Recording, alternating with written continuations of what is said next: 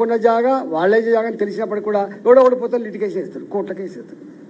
కోర్టుల కేసు వేసి ఏమైపోతుంది, మాది లిటిగేషన్ ఉంది, ఇల్లు కట్టుకోవడానికి పర్మిషన్ రాదు, టక్కన అక్కడ చెప్పి పెడతారు. దానికి నెక్సెస్ ఉంటుంది, దానికి ఆఫీసులు ఉంటాయి. ఇవో ఎవడో రాగానే పని మొదలు పెట్టగానే ఎవడో సమాచారం ఇస్తాడు, ఇవ్వగానే వీళ్ళు వస్తారు. నీ ఇష్టం, మరి మీకైతే పర్మిషన్ రాగానే గజానికి 20,000 రూపాయలు చొప్పున చెల్లించుకోవాలి. ఇట్లా ఒక ఎగ్జాంపుల్ కాదు, వందలు ఉన్నాయి. గజానికి 20,000 రూపాయలు చొప్పున చెల్లించుకోవాలి. అందువల్ల అంటే వందల జాగాలు జరుగుతూ ఉన్నాయి. గ్రామ పంచాయతీ లేఅవుట్లకి LRS స్కీమ్ వచ్చినప్పటికీ కూడా ప్రభుత్వం దాన్ని సంపూర్ణంగా అర్థం చేసుకొని అమలు చేయకపో కారణాల వల్ల ఇవన్నీ వచ్చినాయి. ఇవాళ శంకర్ ఇస్తున్నది మీకు అంతా తెలుసు. శంకర్ ఇస్తుంది కదా ఈడీ ఇలా అమయ్ కుమార్ జైలుకు పోతున్నది. అమయ్ కుమార్ ఎందుకు జైలుకు పోతున్నాడు? రాత్రి 420 ఎకరాలు, నాకు తెలిసి అక్కడ 50 కోట్లకు ఎకరం ఉంటుంది. ఒక 20,000 కోట్ల భూమి వచ్చింది నాకు తెలిసి. 100 ఎకరాలకే 5,000 కోట్లు, 100 ఎకరాలు 5,000 కోట్లు.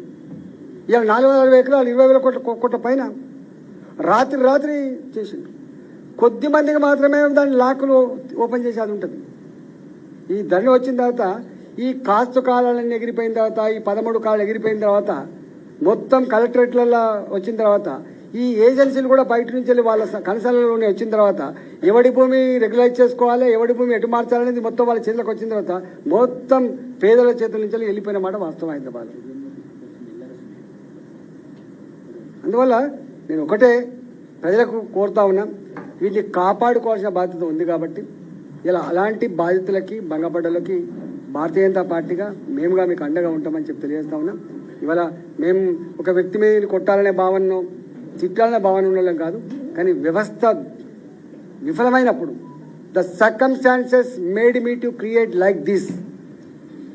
ఈ వ్యవస్థ చూసిన వాడిగా, వాళ్ళ కన్నీళ్ళని, వాళ్ళ దుఃఖాన్ని, వాళ్ళ బాధని, వాళ్ళ ఆర్తిని అర్థం చేసుకున్న వాడిగా, నేను ఎంపీని కాబట్టి నేను కూడా ఏం చేయకపోతే ఈ వ్యవస్థల మీద ఇంకా నమ్మకం పోయే ప్రమాదం ఉంది. కాబట్టి వ్యవస్థల మీద నమ్మకం ఉండాలి, కనీసం ఎంపీల మీద నమ్మకం ఉండాలనేటువంటి దాంతో నేను ఇలా నిర్వహించే ప్రయత్నం చేసిన తప్ప వేరే కాదు. కాబట్టి ఇవాళ అక్కడ ఆ కొర్రెమల గ్రామంలో 2076లో ఆల్మోస్ట్ 70%, 60-70% ఇప్పటికే LRS కట్టి ఉన్నాయి. కాబట్టి వాళ్ళ జాగలలో వాళ్ళు ఇల్లు కట్టుకుంటే ఎవడైనా ఆపితే చీల్చి చెండాడుతాం నా కొడుక, గుర్తుపెట్టుకోండి.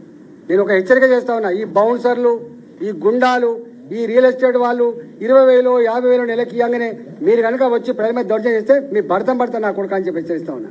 పని చేసుకుంటూ చేసుకో, ఇంకో పని చేసుకో, కానీ ఎవడు నువ్వు దౌర్జన్యం చేసేవాడు ఎవడివి?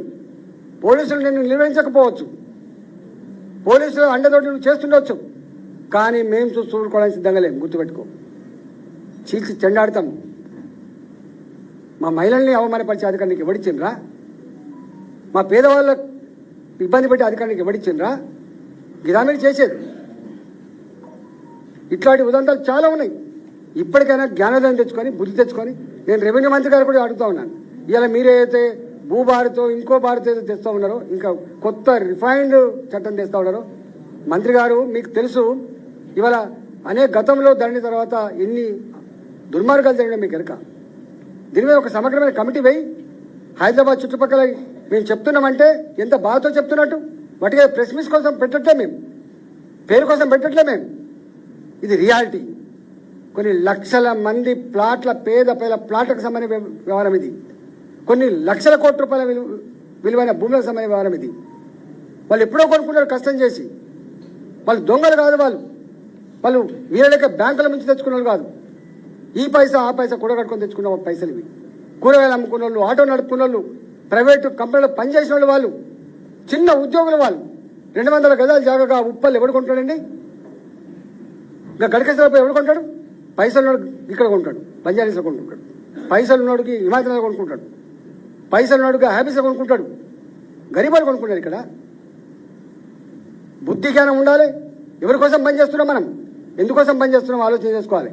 నేను పోలీసులు కూడా రిక్వెస్ట్ చేస్తున్నా, మీరు బానిస లెక్క పనిచేసే ప్రయత్నం చేయకండి. బాసుల ఆదేశాలే నీకు శిరోధార్యం కాదు, చట్టం నీ శిరోధార్యం. నువ్వు పాటించాల్సిన చట్టాన్ని తప్ప, న్యాయాన్ని, ధర్మాన్ని తప్ప బాసుల ఆదేశాలు పాటిస్తే ఎంతమంది IAS ఆఫీసర్లు జైలుకు పోయినా చూసుకోండి, ఎంతమంది IPS ఆఫీసర్లు సఫర్ అవుతారో చూసుకోండి. మేము చూస్తూ ఊరుకుంటాం అనుకోకండి. డిఓపిడి కాంప్లైంట్ పెడతాం. మేము వట్టిగా ఊరుకోం. చెప్పి ఆశకు వస్తే గత్యంతరం లేకపోతే ఏం చేస్తాం? తప్పకుండా మీ చరిత్రను తెలిసి మేము కాంప్లైంట్ చేయాల్సి వస్తుంది. కేర్ఫుల్ ఉండమని చెప్పి కోరుతా ఉన్నా. మాకు వ్యక్తుల పట్ల కానీ మాకు ఎవరి పట్ల ద్వేషం లేదు. మాకు ద్వేషం దుర్మార్గం పట్ల ద్వేషం, అన్యాయం పట్ల ద్వేషం మాకు. Thank you.